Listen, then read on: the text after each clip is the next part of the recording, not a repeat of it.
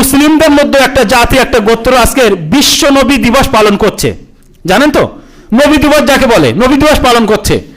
যারা সাহাবা ছিলেন, যাদের সামনে আল্লাহ রাসূল সাল্লাল্লাহু আলাইহি ওয়াসাল্লাম মৃত্যুবরণ করলেন, যেসব সাহাবারা, খলিফারা, তাবেঈন, তাবেঈন, তাদের পরে ইমামরা এসেছেন, কেউ কখনো কোনো সময় আল্লাহ রাসূল সাল্লাল্লাহু আলাইহি ওয়াসাল্লামের জন্মদিবস পালন করেছেন বলে একটা জালদিব পচা হাদিস পর্যন্ত নেই। 600 হিজরির পরে, আল্লাহ রাসূলের মৃত্যুর 600 হিজরির পরে এইটা চালু হয়েছে।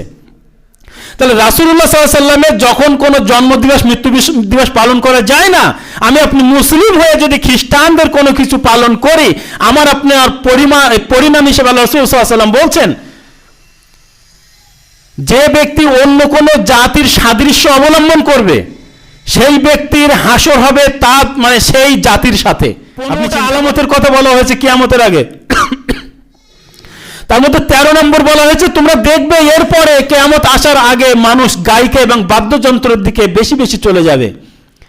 এই হাদিসটা যখন পড়েছি তখন আমি ভাবি যে আল্লাহ রাসূল সাল্লাল্লাহু আলাইহি ওয়াসাল্লাম কত বড় ভবিষ্যৎবাণী মানে আল্লাহর তরফ থেকেই তো করতেন। আজকের জমানায় এসে এমন কোনো বাড়ি নেই যে বাড়িতে বাদ্যযন্ত্র নেই। কিভাবে? এই তো আমাদের কাছে সেই প্রোডাক্ট করে দিয়েছে ফোন। আর ফোন যাদের বাড়িতে আছে, আজকের আমার আপনার বাচ্চারা ভাত খাবে না যদি আমরা কার্টুন না দেই, ভাত খাবে না যদি একটু নাচানাচি না করে। কেন এটা কেন হচ্ছে? আমাদের মধ্যে ধৈর্য এবং সবর, তার কারণ ধৈর্য এবং সবরটা বিরাট বড় গুণ। ইন্নাল্লাহা মাআস সাবিরিন, যারা পৃথিবীতে ধৈর্য ধরে, যারা সবর করে যে কোনো কাজে, এটা মাথায় রাখবেন, যে কোনো কাজে সবর করার চেষ্টা। ইন্নাল্লাহা মাআস সাবিরিন, যারা সবর করে, যারা ধৈর্য ধরে, আল্লাহ তাদের সাথে থাকেন। আর সবরের ফলটা মিঠাই হয়, সবরের ফলটা মিঠাই হয়। আল্লাহ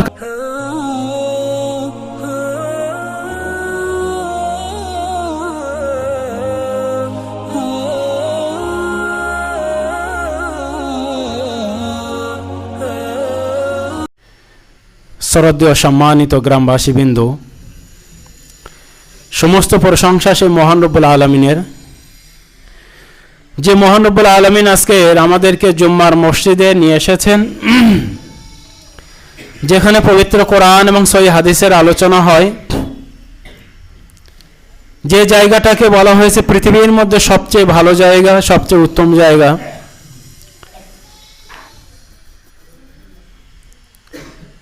যে আল্লাহ রাব্বুল আলামিন আজকের আমাদেরকে বাছাই করে জুম্মার মসজিদে আনার এবং জুম্মার খুতবা শোনার তৌফিক দিয়েছেন, সেই মহান রব্বুল আলামিনের প্রশংসা স্বরূপ আমরা সকলে একবার জোরে সোরে বলি আলহামদুলিল্লাহ।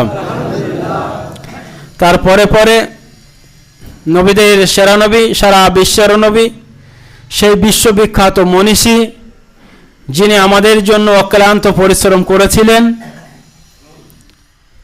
যিনি ওহির দাওয়াত মানুষের কাছে পৌঁছে দেওয়ার জন্য নিজের জন্য কোনো সুখ রাখেননি, সেই মহামানব আখির নবী হযরতে মুহাম্মদ বলুন সাল্লাল্লাহু আলাইহি সাল্লামের উপরে দরুদ ও সালাম ঝরে পড়ুক। আল্লাহুম্মা সাল্লি আলাইহি, আল্লাহুম্মা আমিন।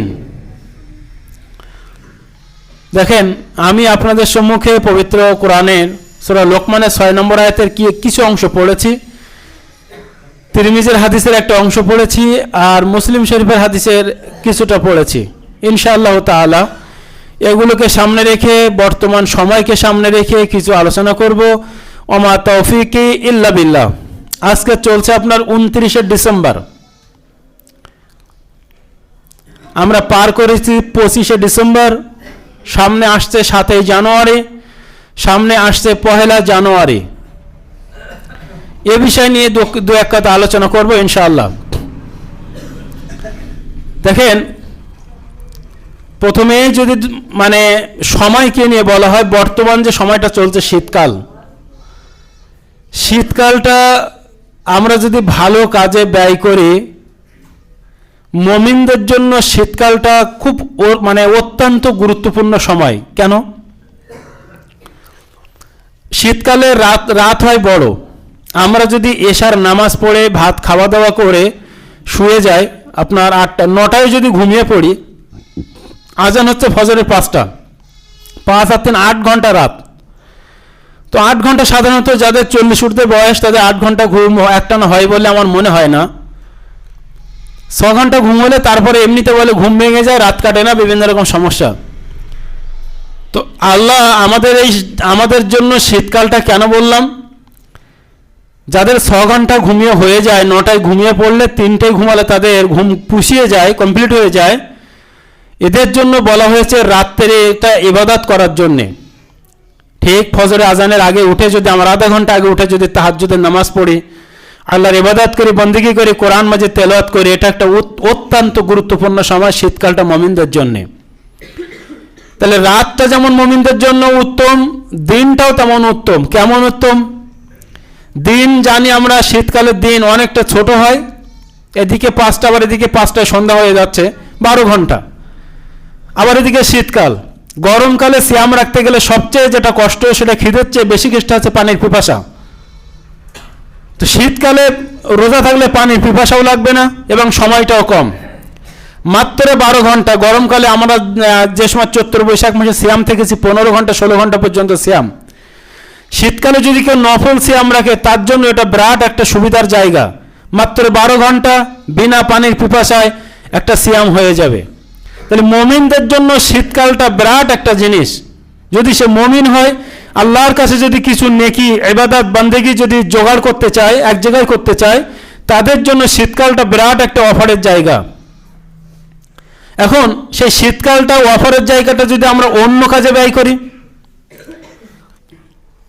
25শে ডিসেম্বর অনেকেই আমরা কেক খেয়েছি, যারা পড়ুয়া আছি তারা খেয়েছি, অনেক বাবা আছি তাই তো 25শে ডিসেম্বর সবাই কেক কিনছে, আমি একটা বাড়ি কেক নিয়ে যাই, কেক নিয়ে আমার ফ্যামিলির সাথে খাবো। বা 25শে ডিসেম্বরকে বলা হয় বড়দিন, যার জন্য একটা কেক খেতে হবে। সর্বোপরি 25শে ডিসেম্বর আমরা জানি যে এই দিন জেসাস, খ্রিস্টানদের মতে, আমাদের ইসলামী মতে যাকে বলা হযরত ইউসুফ আলাইহিস সালাম, এই হযরত ঈসা আলাইহিস সালাম, খ্রিস্টানদের মতে এই 25শে ডিসেম্বর ঈসা আলাইহিস সালাম পৃথিবীতে এসেছিলেন, জন্মগ্রহণ করেছিলেন, যার জন্য খ্রিস্টানরা 25শে ডিসেম্বরটাকে বড়দিন এবং জন্মদিন হিসেবে ওনারা পালন করে থাকেন। আমরা মুসলিম, আমরা ইতিহাস জানি না, ইতিহাস ভুলে গেছি। খ্রিস্টানদের রীতি চালু করার জন্য আজকের স্কুল মাস্টার থেকে শুরু করে কিছু ফ্যামিলি যাদের একটু টাকা পয়সা হয়েছে, যারা মডার্ন হয়ে থাকতে চায়, মডার্ন ভাবে চলতে চায়, 25শে ডিসেম্বর অনেকে আমরা কেক কেটেছি, কেক খেয়েছি, মানে এক কথায় ঈসা আলাইহিস সালামের জন্মদিন পালন করেছি। প্রথমে আসি, ঈসা আলাইহিস সালামের জন্মদিন এই 25শে ডিসেম্বর। তো দেখবেন অধিকাংশ মনীষীদের জন্মদিন নিয়ে ইখতিলাফ থাকে, মতবিরোধ থাকে। মৃত্যুদিন নিয়ে কারো সেরকম মতবিরোধ থাকে না, কারণ কোনো একটা বাচ্চা সে যে বিখ্যাত হবে, জন্মানোর পরে তো পৃথিবীর কেউ জানে না যে আমার বাচ্চাটা বিখ্যাত হবে। ভালো করে ব্রেন দিয়ে বুঝবেন, রবি ঠাকুর যে রবি ঠাকুর হবেন ওনার বাপ মা কি জানতেন? নজরুল যিনি গরিব মানুষের ঘরে জন্ম, উনি যে নজরুল হবেন বাংলার একজন বড় সাহিত্যিক হবেন, ওনার বাপ মা তো জানতেন না, এই জন্য ছেলে হয়েছে। বুঝলেন, জন্ম তারিখ নিয়ে যত মনীষী আছে ওনাদের অধিকাংশ মনীষীদের মধ্যে মতবিরোধ আছে, কিন্তু মৃত্যু তারিখ নিয়ে মতবিরোধ নেই। কেন? সেই ব্যক্তি যখন কোনো পপুলার হয়ে যায়, বিখ্যাত হয়ে যায়, বিখ্যাত ব্যক্তিটি যখন মারা যায় সঙ্গে সঙ্গে তার ইতিহাস হয়ে যায় যে রবি ঠাকুর এত সালে অমুক দিন এত তারিখে ভোর 4টার সময় কি অমুক সময় মারা গিয়েছিল, নজরুল ওই টাইমে এই টাইমে মৃত্যুবরণ করেছিল, এটা ইতিহাস হয়ে যায়। আজকের যারা আমরা হযরত ঈসা আলাইহিস সালামের 25শে ডিসেম্বর বড়দিন তথা জন্মদিন হিসেবে পালন করছি, যদি আমরা কোরআন দেখি, যদি আমরা বাইবেল দেখি, তাহলে বুঝবো যে কখনো ঈসা আলাইহিস সালাম এই সময় জন্মগ্রহণ করেননি। কোরআন দিয়ে বললে যারা খ্রিস্টান তারা তো মানবে না। কোরআনে কি বলছে? কোরআনে আপনারা জানেন সূরা মারিয়াম হচ্ছে হযরত ঈসা আলাইহিস সালামের আম্মা। মারিয়ামের পেটে ঈসা আলাইহিস সালামকে আল্লাহ দিয়েছিলেন, এর ইতিহাস আপনারা জানেন। পৃথিবীতে কয়েকজন ব্যক্তি এসেছেন, কারোর মা আছে তো বাবা নেই, কারো বাবা আছে তো মা নেই, আর কেউ এসেছে যার বাবা মা কেউ নেই। জানেন তো বাবা মা কেউ নেই এমন ব্যক্তিকে হযরত আদম আলাইহিস সালাম, বাবা আছে মা নেই, হাওয়া। ঈসা আলাইহিস সালামের মা আছে তো বাবা নেই। তো যাই হোক, এই ঈসা আলাইহিস সালাম কিভাবে জন্মগ্রহণ করেছেন আপনারা জানেন। মারিয়াম আলাইহিস সালাম একটা পর্দা, একদম সংক্ষেপে আমি আয়াতগুলো বলছি না, একদম একটা রুকু ওইভাবে পরপর অজকুর ফিল কিতাবে মারিয়াম ইজিন তাবাজাত, একদম পরপর এসেছে। আমি আয়াতগুলো বলছি না, একটু এগিয়ে যাব। মারিয়াম আলাইহিস সালাম একটা আড়ালে গোসল করছিলেন, আল্লাহ রাব্বুল আলামিন জিবরাইল আলাইহিস সালামকে পাঠালেন। পাঠানোর পরে দূর থেকে একটা ফু দিয়েছিলেন, তাতে মারিয়াম আলাইহিস সালাম গর্ভবতী হয়েছিলেন। মারিয়াম বলেছিলেন যে আপনি আগন্তুক ব্যক্তি, আপনি এখান থেকে চলে যান। আল্লাহ মানুষের রূপ নিয়ে হযরত জিবরাইল আলাইহিস সালামকে পাঠিয়েছিলেন। উনি বলেছিলেন যে আমি মানুষ নয়, আল্লাহ আমাকে পাঠিয়েছেন, তোমার একটা সন্তান হবে। মারিয়াম সালাম আশ্চর্য হয়ে গেলেন, কেমন করে সন্তান হবে, আমার স্বামী নেই, আর আমি কোনো ব্যভিচারিণীও নয়, আমি কারোর সঙ্গে কোনো খারাপ কাজ করিনি, আমার সন্তান কিভাবে হবে? জিবরাইল আলাইহিস সালাম বলেছিলেন যে আল্লাহ সবই পারে। মারিয়াম সালাম গর্ভবতী হলেন। উনি বাড়ি থেকে একটা নির্জন জায়গায় গিয়ে উনি গর্ভপাত করবেন, মাঠে গিয়ে। তো মাঠে গিয়ে যেখানে উনি গর্ভপাত করলেন, আল্লাহ রাব্বুল আলামিন বলছেন মারিয়ামকে, ওয়াহুজ্জি ইলাইকি বিজিজিন নাখলা তুসাকিত আলাইকি রুতাবান জানিয়া, মারিয়াম এই খেজুর গাছের শাখা ধরে তুমি টান দাও, দেখবে পাকা পাকা খেজুর তোমার এখানে চলে আসবে, তুমি ওইগুলো খাবে। তাহলে কোরআনের পরিভাষায় দেখলাম যে হযরত মারিয়াম আলাইহিস সালাম যখন সন্তান প্রসব করেছিলেন, ঈসা আলাইহিস সালাম যখন পৃথিবীতে এসেছিলেন, সেই সময়টা খেজুর পাকার সময়। আল্লাহ বললেন তুমি টান দাও, পাকা পাকা খেজুর পড়ে তোমার কাছে চলে আসবে। আর আমরা জানি যারা সৌদিতে আছেন ওনারা জানেন খেজুর পাকে জুন জুলাই, অর্থাৎ গরমকালে, এই সময় খেজুর পাকে না। এক, আসুন এটা কোরআন গেল। এবার যদি আমরা বাইবেল থেকে দু এক কথা নেই। বাইবেল আপনারা জানেন বাইবেলের খণ্ড হচ্ছে মূলত দুই, নিউ টেস্টামেন্ট আর ওল্ড টেস্টামেন্ট। নিউ টেস্টামেন্টের আবার 4টে গসপেল আছে, 4টে ভাগ আছে। তার মধ্যে যেটা একটা হচ্ছে গসপেল অফ লুক, কথাই বাচ্চারা, 4টের মধ্যে একটা হচ্ছে gospel of look. Gospel of লুকের মধ্যে 1 থেকে 8 নম্বর অধ্যায়ে যেখানে বলা হয়েছে যে হযরত মারিয়াম আলাইহিস সালাম যখন বাচ্চা প্রসব করলেন ফাঁকা মাঠে, উনি দেখছেন যে একটা রাখাল তার গরু, তার মেষগুলোকে নিয়ে ফাঁকা মাঠে চড়াচ্ছেন, চড়িয়ে ছেড়ে দিয়ে উনি বসে আছেন। তো এখান থেকে একটা জিনিস স্পষ্ট করা যায়, শীতকালে কোনো রাখাল তার পশুকে নিয়ে মাঠে ওইভাবে চড়ায় না, একমাত্র গরমকালে। তো এই দিকে লক্ষ্য করলে যদি খ্রিস্টানদের বাইবেলে গসপেল অফ লুক 1 থেকে 8 নম্বর অধ্যায় দেখলে বোঝা যায় যে যখন তারা মেষগুলো চড়াচ্ছিল এটা নিশ্চয় গরমকাল। যদি আপনি গসপেল অফ লুক ওখানে 3য় অধ্যায়ের 7 এবং 11 নম্বর অধ্যায় দেখেন, সেখানে বলা হচ্ছে হযরত মারিয়াম আলাইহিস সালাম উনি বাচ্চাটাকে নিয়ে কোন একটা আস্তানা খুঁজছেন, সেখানে গিয়ে বসবেন। এমত অবস্থায় একটা জবের পাত্র ফাঁকা জায়গায় পড়ে আছে, সেখানে ঈসা আলাইহিস সালামকে রাখলেন। রাখার পরে উনি জায়গা খুঁজতে গেছেন। তো সাধারণত যদি ঠান্ডার সময় হয়, ঠান্ডার সময় হলে কোনো মা তার বাচ্চাকে ওইভাবে ফাঁকা মাঠে একটা জবের পাত্র রাখবে না, এটা নিশ্চয়ই ছিল গরমকাল। তো এদিকে লক্ষ্য করে দেখা যায় যে ঈসা আলাইহিস সালামের জন্মকাল অবশ্যই ছিল গরমকাল, জুন জুলাই মাসের দিকে হবে। আর এইটা আজকে সারা পৃথিবীতে রিসার্চ করে দেখা গিয়েছে খ্রিস্টানদের মধ্যে 9 শ্রেণীর মানুষ আছে যারা সারা বছরই খ্রিস্টানদের ঈসা আলাইহিস সালামের জন্ম উৎসব পালন করেন। তবে সবচেয়ে যেটা বেশি পপুলার সেটা হচ্ছে 25শে ডিসেম্বর। 25শে ডিসেম্বর যেটা আমরা পার করে এসেছি। কিন্তু কোরআন এবং বাইবেল যদি দেখেন, আপনার কেরলের যারা খ্রিস্টান আছে তারা এই জুন জুলাই মাসের দিকে জন্ম উৎসব পালন করে। বিভিন্ন রকম ভাগ আছে। আবার কিছু খ্রিস্টান আছে ক্যাথলিকরা 25শে ডিসেম্বর, আর অর্থোডক্স বলে কিছু খ্রিস্টান আছে তারা এই 7ই জানুয়ারিটাকে মানে। এই দুটো সবচেয়ে বেশি এদের সংখ্যা। তো 7ই জানুয়ারি বলেও কেউ কেউ মানে। কিন্তু কোরআন এবং বাইবেল যদি দেখেন তাহলে ঈসা আলাইহিস সালামের জন্ম কখনো এই সময় ছিল না, জন্মটা ছিল গরমকালে। এখন ঈসা আলাইহিস সালামের জন্ম যে কোনো সময় হোক, আমি আপনি মুসলিম হিসাবে কি ঈসা আলাইহিস সালামের জন্মের ওখানে কি আমাদের কিছু করণীয় আছে? সবচেয়ে বড় কথা হচ্ছে আমাদের নবী পাক হযরত মুহাম্মদ সাল্লাল্লাহু আলাইহি ওয়াসাল্লাম, আমাদের মুসলিমদের মধ্যে একটা জাতি, একটা গোত্র আজকের বিশ্ব নবী দিবস পালন করছে। জানেন তো নবী দিবস যাকে বলে, নবী দিবস পালন করছে। যারা সাহাবা ছিলেন, যাদের সামনে আল্লাহ রাসূল সাল্লাল্লাহু আলাইহি ওয়াসাল্লাম মৃত্যুবরণ করলেন, যেসব সাহাবারা, খলিফারা, তাবেঈন, তাদের পরে ইমামরা এসেছেন, কেউ কখনো কোনো সময় আল্লাহ রাসূল সাল্লাল্লাহু আলাইহি ওয়াসাল্লামের জন্মদিবস পালন করেছেন বলে একটা জালদি পচা হাদিস পর্যন্ত নেই। 600 হিজরির পরে, আল্লাহ রাসূলের মৃত্যুর 600 হিজরি পরে এইটা চালু হয়েছে। তাহলে রাসূলুল্লাহ সাল্লাল্লাহু আলাইহি ওয়াসাল্লামের যখন কোনো জন্মদিবস মৃত্যু দিবস পালন করা যায় না, আমি আপনি মুসলিম হয়ে যদি খ্রিস্টানদের কোনো কিছু পালন করি, আমার আপনার পরিণাম হিসেবে আল্লাহ রাসূল সাল্লাল্লাহু আলাইহি ওয়াসাল্লাম বলছেন, যে ব্যক্তি অন্য কোনো জাতির সাদৃশ্য অবলম্বন করবে সেই ব্যক্তির হাসর হবে তার মানে সেই জাতির সাথে। আপনি চিন্তা করেন, যদি রসুল আসার পরেও যদি কেউ খ্রিস্টান ধর্মে থেকে থাকে, রসুল আসার পরেও যদি কেউ ইহুদি ধর্ম থেকে থাকে, অন্য কোনো ধর্মে থেকে থাকে, রসুলকে না মেনে, তারা কি জান্নাতে যাবে? কখনো যাবে না। জান্নাতে যাবে কারা? রাসূল আসার আগে যারা খ্রিস্টান ছিল, যারা ইহুদি ছিল, তাদের ধর্মগ্রন্থ অনুযায়ী যারা চলেছে তারা অবশ্যই জান্নাতে যাবে। রাসূল আসার পরে ওগুলো সব মানসুখ, রাসূলের উপরে ঈমান সারা পৃথিবীর মানুষকে আনতে হতো। তাহলে আজকের আমরা এই জায়গায় এসে যদি অন্য কোনো জাতির সাদৃশ্য অবলম্বন করি, তাহলে জেনে রাখবেন কাল কিয়ামতের মাঠে তাদের সঙ্গে কিন্তু আমাদের হাসর হবে।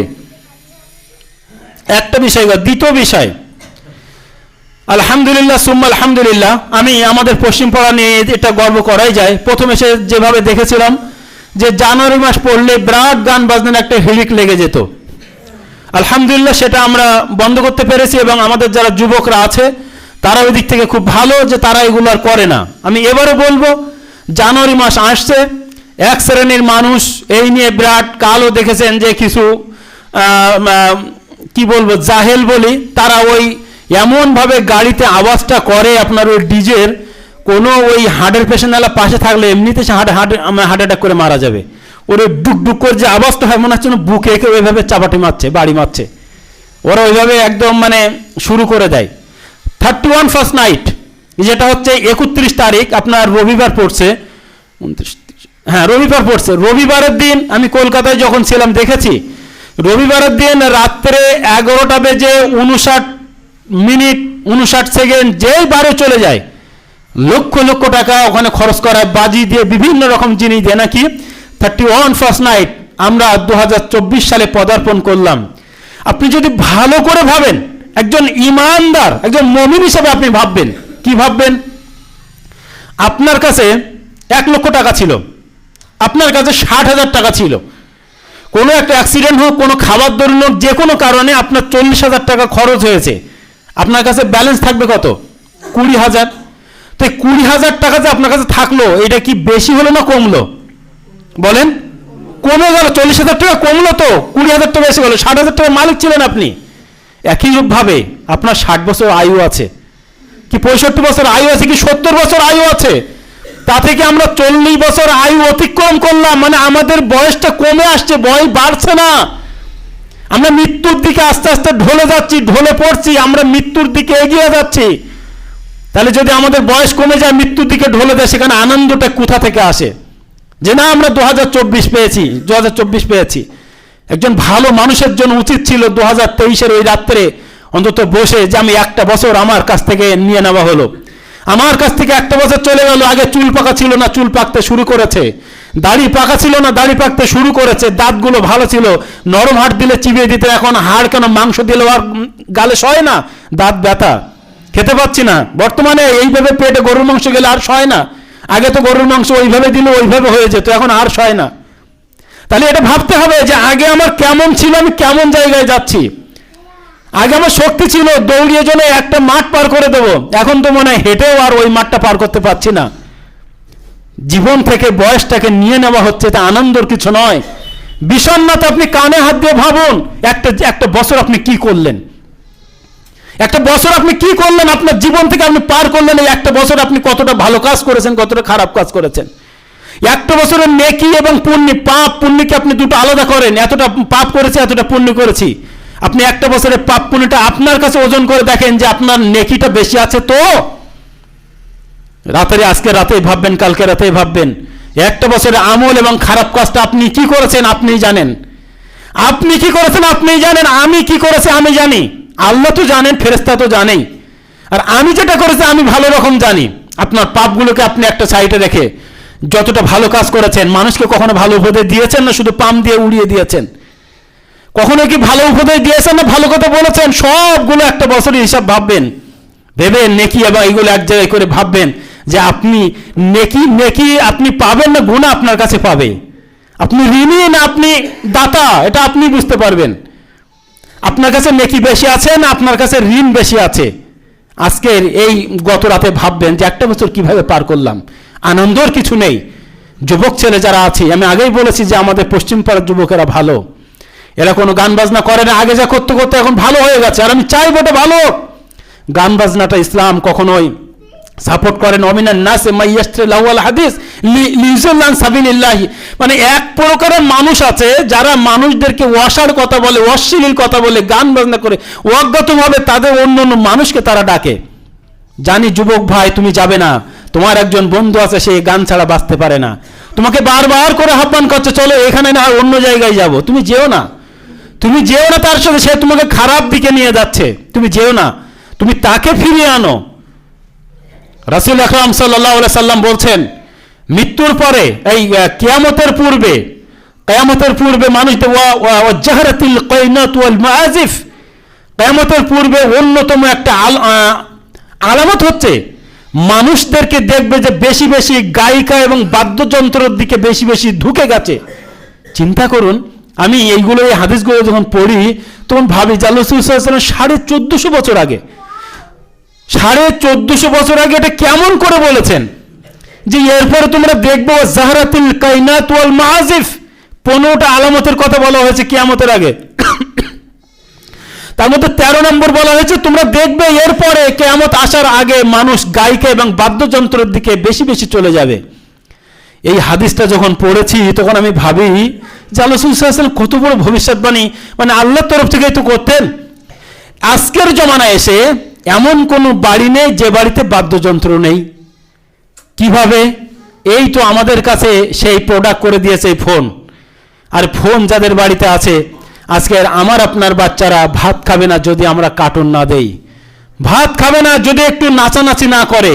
কেন এটা কেন হচ্ছে? আচ্ছা আমরা একটুখানি ফিরে যাই আমাদের বয়সের দিকে। আমরা যারা 2000 সালের আগে যারা জন্ম নিয়েছি একটুখানি ভালো করে ভাববেন, 2000 সালের আগে যারা জন্ম নিয়েছে, আবু বসো 2000 সালের, আপনি একটুখানি ফাঁকা গিয়ে দাঁড়ান যদি বেশি করে। 2000 সালের আগে যারা জন্ম নিয়েছি একটু ফলো করেন, আমার দিকে ফলো করেন। আচ্ছা 2000 সালের আগে যারা আমরা জন্ম নিয়েছি, আমরা ভাত খাওয়ার জন্যে কি মা মারতো না খাওয়ার জন্য মারতো, এটা বলেন। বিষয় হচ্ছে যখন আমাদের খিদে লাগতো আমরা বলতাম যে মা ভাত দাও, মা বলতো কি এখনো জামনা কাটতে হবে, এখনো উঠোন ঝাড় দিতে হবে, এখনো থালা বাসন, তারপরে ভাত দেবো, বলতো না।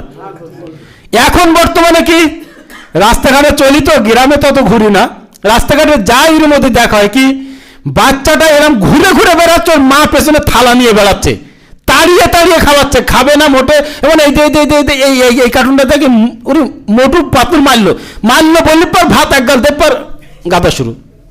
কি অবস্থা, মানে বাচ্চাদের আবার শরীর ভালো আছে আমি দেখছি, তারপরে না শরীরটা খুব বেশি ভালো নেই। সবচেয়ে যদি ভালো হয়, আমারও তো বাচ্চা দুটো মানুষ করছে ওইভাবে করেনি, ফোনই নেই বাড়ি। আমি বলেছি খিদে লাগলে খাবে, ওর খাওয়াতে হবে না। অনেকেই বলে যে একটু হালকা, তা তো অসুবিধা কি, আমি তো খুব হালকা ছিলাম, হালকা হলে অসুবিধা কি, মোটা হয়ে 3 দিনের রোগে পেটে খারাপ ভালো জিনিস নাকি? আর হালকা হোক, পেটে খিদে লাগলে অবশ্যই সে খাবে, কিন্তু তার মানে এই নয় যে ফোন দেখিয়ে পেছনে তাড়িয়ে তাকে খাওয়াবেন, মোটু পাতলু দেখিয়ে, বিভিন্ন রকম জিনিস দেখিয়ে, গান দেখিয়ে, এগুলো বন্ধ করেন। সন্তানকে এভাবে মানুষ করা যাবে না, সন্তানকে এভাবে মানুষ করতে পারবেন না। আজকের ওকে ফোন দেখিয়ে দেখে অভ্যাস করছেন, কালকে বলবেন পড়তে পারি, আমার যদি ফোন দেখতে দাও, ও তো আবদার করবেই, এটা স্বাভাবিক। ওকে আপনি ফোন দেখার জন্য পড়িয়েছেন, ফোন দেখার জন্য খাবিয়েছেন, ফোন দেখালে ও ঘুমাতে বললে তাহলে আধ ঘন্টা আমার কিছুক্ষণ ফোন দেখতে, তখন ঘুমাবো কেন? সন্তান আপনার, আমি এটা বলি বারবার করে বলি, আমার সন্তান, তুমি আমার খাবে, আমার পড়বে, আমার বাড়ি থাকবে, এখন আমার কথা তোমাকে শুনতে হবে। তুমি যখন আমাকে খাওয়াবে, আমি যখন পারবো না, হাঁটুর বল নেই, তোমার কথা তুমি যখন খাওয়াবে তখন তোমার কথা আমি শুনবো, বা আমার কথা তখন তোমার না শুনলেও চলবে, কিন্তু আমার খেয়ে তোমার আমার কথা শুনতে হবে। স্কুল যেতে হবে, পড়তে যেতে হবে, তোমার এটা করতে হবে, নামাজ পড়তে হবে, বাবা কিছু করার নেই। সর্দি লোক যা তোমাকে নামাজ পড়তে হবে, মেয়ে তোমাকে মাথায় উন্নত দিতে হবে, বাড়ির বাইরে তোমাকে উন্নত দিতে হবে। তুমি আমার মেয়ে, তুমি আমার খাচ্ছ, আমার পড়ছো, আমার সব কিছু করছো, এটা করেন, ফ্যামিলিতে চালু করেন, ফ্যামিলিতে আপনি চালু করেন। এখন থেকে বলবেন যে আর মলসের কি বলবো, ছেলে মোটে কথা শোনে না, আশ্চর্য ব্যাপার। 7 বছরের ছেলে আপনার কথা শোনে না, আপনি কি মানে কোনো গার্জেনই না, আপনি পিতার নামে কলঙ্ক, আপনি মায়ের নামে কলঙ্ক। 7 বছরের 6 বছরের মেয়ে আপনার কথা শোনে না, মানে শুনতে বাধ্য, শুনতেই হবে তাকে, শোনাবেন। যেটা রাসূল সাল্লাল্লাহু আলাইহি ওয়াসাল্লাম ওয়াজহারাতুল কাইনাত ওয়াল মাআজিফ, আবু হুরায়রাকে বলে, আবু হুরায়রা তুমি জেনে রাখবে কিয়ামতের আগে মানুষ গায়িকা এবং বাদ্যযন্ত্রের দিকে বেশি বেশি ঝুঁকে পড়বে। বর্তমান সময় আমাদের সেদিকে ঠেলে দিচ্ছে। আমাদের উচিত হবে সেখান থেকে ফিরে আসা। প্রত্যেক জিনিসের মধ্যে ভালো এবং খারাপ আছে। আমি বলবো না মোবাইলটা হারাম, তারা মোবাইলে বিভিন্ন রকম খারাপ সাইট আছে, আবার বিভিন্ন রকম ভালো সাইট। একটা মোবাইল নিয়ে আপনি অনেক কিছু শিখতে পারেন। দাটাকে আমি হারাম বলবো না, দা দিয়ে কাউকে খুনও করা যায়, দা দিয়ে গাছ অনেক কিছু কাটা যায়, তো এর মানে হারাম নয়। একটা জিনিস থেকে আপনি ভালো জিনিসটা নেন, খারাপটা আপনি নেবেন না, খারাপটা আপনি নেবেন না। রাসূল আকরাম সাল্লাল্লাহু আলাইহি ওয়াসাল্লাম কথার দিকে ফিরে আসি, বলছেন যখন এইরকম তোমরা দেখবে তখন দেখবে কি হবে, ওয়াকাজফুন ও মাসকুন, তখন দেখবে যে মানুষের উপরে বেশি বেশি ভূমিকম্প, জালজালাতা, ভূমিকম্প হচ্ছে, মানুষের রূপ বিকৃত হয়ে যাবে, উপর থেকে পাথর বর্ষণ হবে। এই উপর থেকে পাথর বর্ষণের ব্যাখ্যা যেটা নিয়েছে, অন্য কোন শাসককে আমাদের মাথার উপরে চাপিয়ে দেওয়া হবে, সেই শাসকের মানে অন্যায় অত্যাচারগুলো আমাদের উপরে চাপিয়ে দেওয়া হবে। ও আয়াতি তাতাবাউ কানিজামিন কুতিয়াসিল কুফাতাতাবা, তোমরা দেখবে সুতাছেড়া দানার নয়, একটার পর একটা নিদর্শন তোমাদের সামনে চলে আসছে। শেষে যেটা বলবো, যারা আমরা যুবক আছি, যারা আমরা গার্জিয়ান আছি, গার্জিয়ান অনেক সময় বলে কি, ও এমনি তো কিছু না, এমনি একটু করতে চাই কি, এই এমনি একটু করতে, এটা এমনি এটা করতে দেবেন না, এমনি একটু করতে দেবেন না। যেটা হারাম সেটা হারাম, ছোট হলেও হারাম, বড় হলেও হারাম। কোনো জিনিস বড় আকৃতি নাই, এক চামচে নয়, ছোট্ট থেকে বড় আকৃতি নাই, ছোট্ট থেকে বড় আকৃতি নাই। এটা আমরা গার্জিয়ানরা খেয়াল রাখবো, আমরা আমাদের সন্তানদেরকে হেফাজত করব।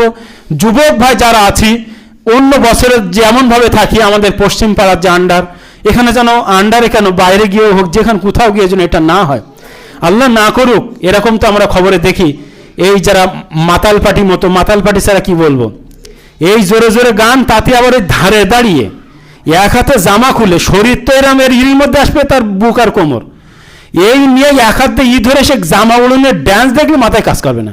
আচ্ছা ওই মাল যদি পড়ে ওখানে মরে যায়, ওর জানাজা দোয়া যাবে ওর না, কি হবে ওর বলতে যেভাবে মরেছে ওইভাবে ওর খোড়ো আর পুঁতি এসে ওর যাবেন না। যুবক ভাই যারা আমরা আছি, আমরা ভালো ছেলে, আমি গর্ব করে বলি, পশ্চিম পাড়া আলহামদুলিল্লাহ এরকম কোনো রকম কিছু হয় না, এটার জন্য আমরা বলতে পারি। সেদিকে আমরা প্রত্যেকে লক্ষ্য করব, গার্জিয়ান লক্ষ্য করব, যুবক ভাইরা লক্ষ্য করব। আল্লাহর কাছে পরিশেষে দোয়া করব যে আল্লাহ, আমরা যেগুলো শুনলাম তার উপরে যেন আমরা পুঙ্খানুপুঙ্খভাবে আমল করতে পারি, সেই তৌফিক তুমি দাও, সকলে বলেন আমিন। আমরা যারা আছি আমাদের মধ্যে যেন ধৈর্য এবং সবর, তার কারণ ধৈর্য এবং সবরটা বিরাট বড় গুণ। ইন্নাল্লাহা মাআস সাবিরিন, যারা পৃথিবীতে ধৈর্য ধরে, যারা সবর করে যে কোনো কাজে, যে কোনো কাজে, এটা মাথায় রাখবেন, যে কোনো কাজে সবর করার চেষ্টা। ইন্নাল্লাহা মাআস সাবিরিন, যারা সবর করে, যারা ধৈর্য ধরে, আল্লাহ তাদের সাথেই থাকেন। আর সবরের ফলটা মিঠাই হয়, সবরের ফলটা মিঠাই হয়। আল্লাহর কাছে পরিশেষে দোয়া করবো যে আল্লাহ, আমরা যে কথাগুলো শুনি সে কথাগুলোর উপরে যেন আমরা পুঙ্খানুপুঙ্খভাবে আমল করতে পারি, এবং পৃথিবীতে তুমি যতদিন রাখবে, আমাদের পাপের কোনো শেষ নেই, পাপের দিকে না গিয়ে আমরা যেন নেকির রাস্তায় থেকে বেশি বেশি নেকি করে মৃত্যুর সময় যেন আমরা কালেমায়ে শাহাদাত পড়তে পড়তে যেন মৃত্যুবরণ করতে পারি, সেই তৌফিক তুমি দাও, সকলে বলেন আমিন। এ আল্লাহ, হাসরের মাঠের কথা যখন ভাবি আর পড়ি, আমার ব্রেন অটোমেটিক এইরকমটা আসে যে ওই মানে চোখ বোঝালে কোনো কিছু নিয়ে ভাববেন, আপনি আমেরিকায় যাননি, আমেরিকার কথা ভাববেন, মনে হবে আমেরিকা এরকম, রাস্তায় এরকম, বাড়িগুলো এরকম একটা ভাবনা আসে। আমারও যেন মনে হাসরের মাঠ, সেখানে আল্লাহ বিচার করছেন, মনে মনে একটা ভাবনা হয়, যদি সেই সময় মানুষের সামনে, সব মানুষের সামনে, যদি আপনার ফ্যামিলির সামনে যদি কারোর বাম হাতে আমল নামা একবার এসে যায়, আমল নামা বাম হাতে আসা মানে ফেরেশতারা আপনাকে ঠ্যাং ধরে টানতে টানতে উপর করে ওই জাহান্নামের কাছে নিয়ে এইভাবে ছুঁড়ে ফেলে দেবে। সেই দিন যেন পাস করতে পারে ডান হাতে আমল নামা নিয়ে, সবাইকে দেখাতে দেখাতে হাসি মুখে, হাস্য উজ্জ্বল হয়ে, হাস্য উৎফুল্ল হয়ে যেন আমরা জান্নাতুল ফেরদাউসের মধ্যে প্রবেশ করতে পারি, সেই তৌফিক তুমি দাও, সকলে বলেন আমিন। বারাকাল্লাহু ফিকুম জাওয়াদান কারিম মালিকুম বারউফুর রহিম।